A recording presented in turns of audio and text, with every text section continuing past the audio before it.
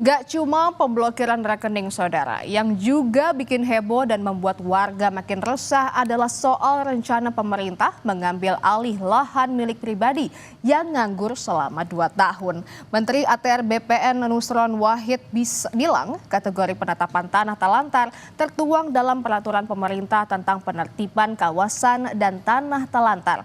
Namun, penyitaan tanah terlantar hanya berlaku bagi status kepemilikan hak guna usaha, hak guna pakai, hak pengelolaan dan tidak berlaku untuk status tanah yang bersertifikat hak milik.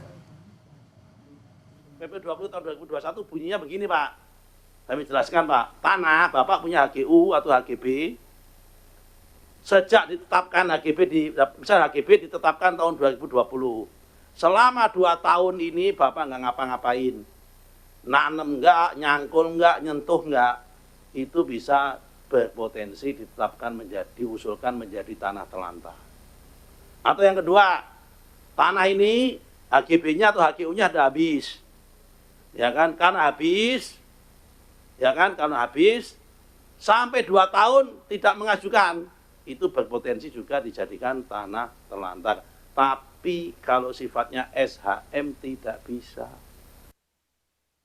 Soal rencana pemerintah menyita lahan warga berstatus HGU dan HGB yang menganggur selama 2 tahun atau dianggap sebagai lahan telantar, Wakil Ketua Komisi 2 DPR RI dari fraksi PDI Perjuangan Arya Bima mempertanyakan dasar regulasi kebijakan tersebut sebab pengambil alihan lahan perlu payung hukum yang jelas. Arya menilai penerapan kebijakan tidak boleh sembarangan agar tidak menimbulkan konflik di masyarakat.